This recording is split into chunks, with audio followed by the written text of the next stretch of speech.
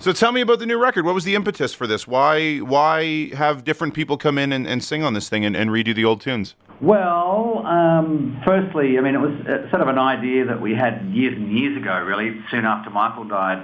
One of the many ideas we threw around was, well, perhaps do an album with all different singers, and kind of backburned it. And then we took a big bunch of time off after the Switch tour, and the 5 Aussie guys went into a studio just to muck around and work on like some instrumental stuff for a different project. And while we were doing that, we did a completely different version of one of our old tracks called This Time. And that spawned the idea of kind of, reimagining or remixing, pulling apart a bunch of songs and getting a different singer on each track.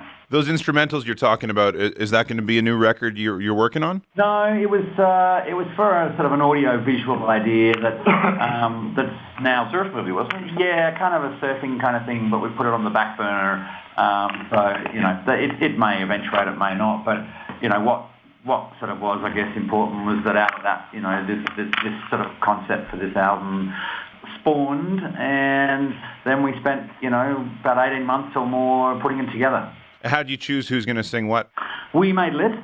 All of us made lists and then kind of compiled them into a master list and just went from there. But we, first off, we had to really put a lot of the musical tracks down so that when we started approaching the singers, we had something to play them of, the new direction that the song was going in, and in the hope that they liked it. And, of course, JD was on the top of the list there. Of course. Thank you, mate. Yep. He actually did 2 songs for the album, so one of them I think has become bonus track or something. Bonus track, yeah. I did Love Is as the official release on Original Sin, and then Matt, they have a bonus track called Love Is, which was recorded in Melbourne, so that was a lot of fun as well. Cool. So I guess things are good now. I mean, I remember hearing stuff in the press, I don't know, about a year ago, and I don't want to get into it all, but you guys are all good now? Yeah, just don't believe what you read. Ah, yeah. Fair enough.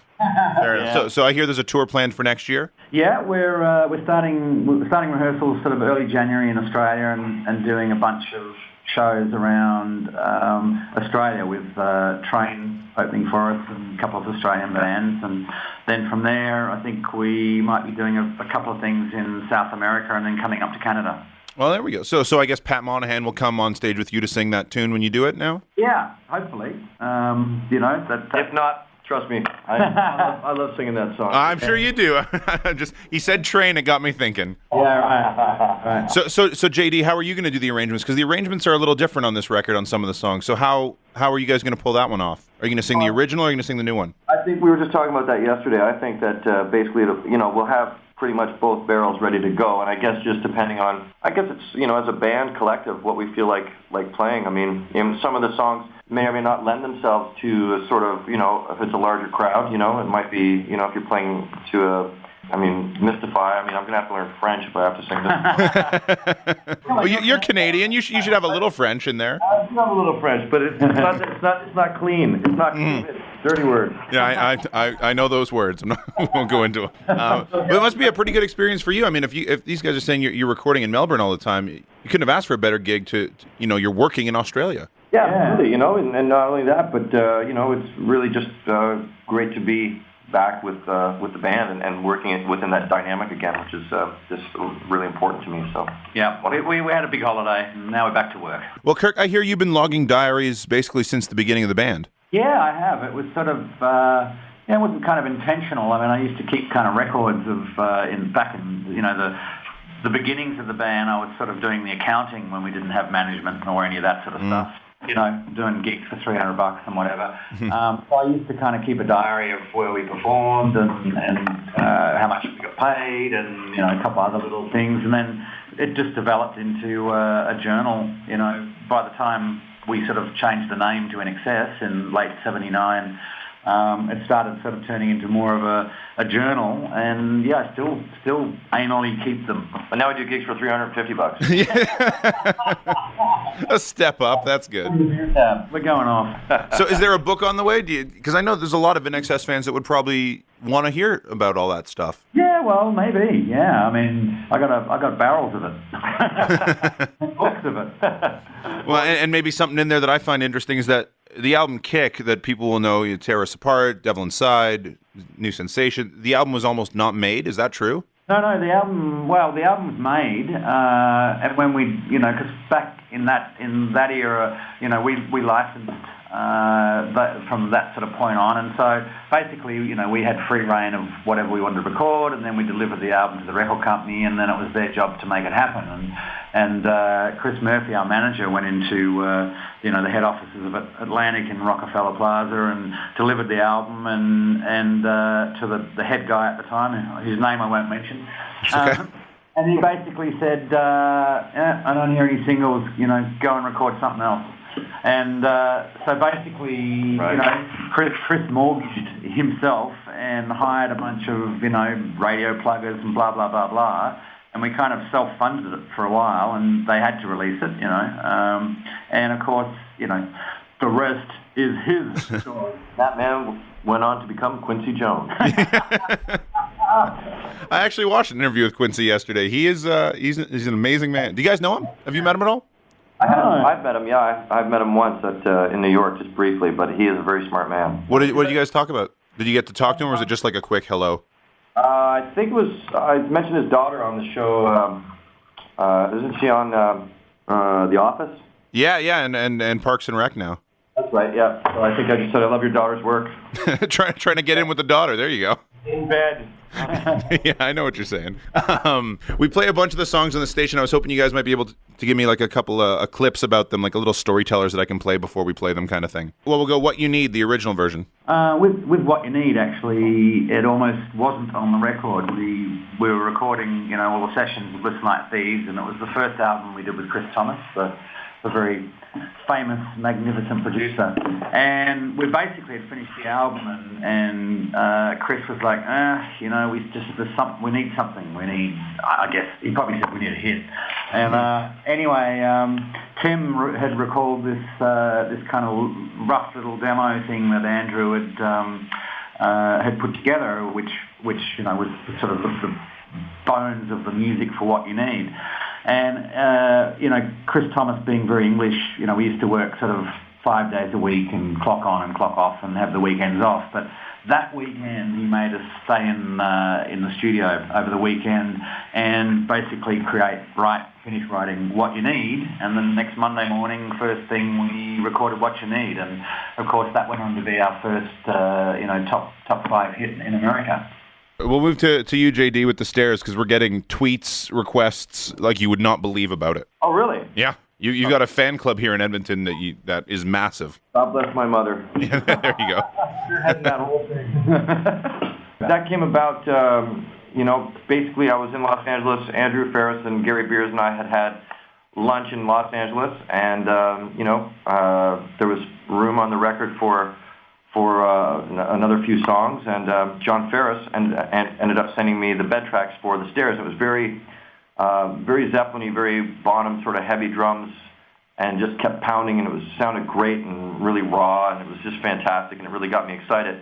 And basically tried singing it 3 or 4 different ways until finally I came up with this sort of, I was getting a real Bowie feel from it, and just from the vocal and thinking that, oh wow, it'd be really kind of cool to have the sort of hard thrashing drum beat meet the more lilting sort of laid back, restrained vocals, and ended up, just pretty much going with the first take. Actually, after I said to John, can I try it this way? Can I try it that way? Just went back to the original take that I did, and it ended up sounding fantastic. I'm really, really proud of that. Do you try and channel Bowie in a way? Like, were you trying to do that, or is that just the way it came out? Quite the opposite, actually. I was trying to not sound like Bowie, but that day it was like 9:30 in the morning, and I'm a baritone by trade, so it was just sort of like, I was like, well, let's dance. I was like, okay. 9:30 in the morning? That's when you guys record vocals? That's when I started singing anyway, yeah. Wow. I don't generally do that as a rule, but I figured the man did fly in from Sydney, Australia to Los Angeles to record me. Right. So at 9:30 in the morning, I think I thought I'd be there, Yeah, you do what they say. Right. And JD'd been up all night anyway. I wasn't early for him. One more tune. Kirk, you want to tell us about, what do I want to play? Devil Inside. The original version? Yeah, well, there isn't a new one of Devil Inside, is there? Yeah, there is actually, but it's not on this album, so maybe it might be available at some point. Ah, okay. He did a new version of it with Ben Harper, which is pretty damn amazing, I reckon. Oh. Anyway, Devil Inside, the video. I have to talk about the video. Okay. We had sort of done pretty much, through the 80s and actually even into the 90s we did all our videos almost with a Melbourne boy, Richard Lowenstein, who was, great director and great concept guy for, videos. Anyway, we succumbed to working with an American guy, a little known director, Joel Shoemaker. Yeah, little known. Yeah, little known. And I think he'd just done Lost Boys around that point or something. And so we decided, to succumb to working with an American director and came over and went down to San Diego somewhere. And I don't know, he created this kind of really weird sort of, it was almost not film noir, but if you can imagine film noir in colour. Yeah, he sort of directed this video that had just all freaks, twin bodybuilders and kind of lusty women and everything that we weren't really. But so we let him go with it. We did the video, and of course that ended up being another one of the string of top 10 hits that we had through that period in North America. You mentioned something interesting there about Ben Harper singing that tune on a different record, because I heard Brendan Flowers did a track too, and that's not on the record.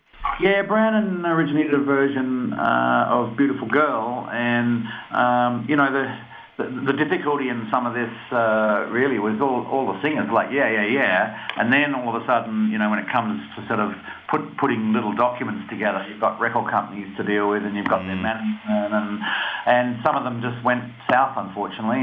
Brandon was working on a solo record, and they were just about to release it, and I think they just felt it might sort of be a conflict or something like that. So Brandon got pulled. But you said the Devil Inside may be released.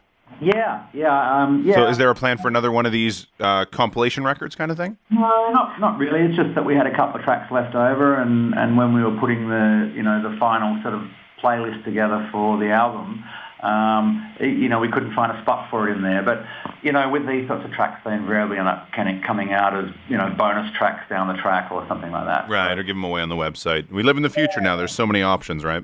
That's right. 5 quick questions, 1-word answers. All right. Road or studio? Road. Studio. Lennon or McCartney? Lennon. McCartney. Most important thing in a song, lyrics, melody, or rhythm? Rhythm. Lyrics, melody. Song you've written you're most proud of? I love Kirk Pengilly. No. Oh, wow. Yeah, you go first. One word? Well, that one doesn't need to be one word, but... I wrote a song called... I wrote a song called White Knuckle Flyer about a friend of mine who passed away. I'm pretty proud of that because it was just really cathartic and getting through the other side. It's great. Cool. Kirk? A song called Crazy, which is yet to be heard. All right. And both of you, one word, INXS. Awesome. Powerful.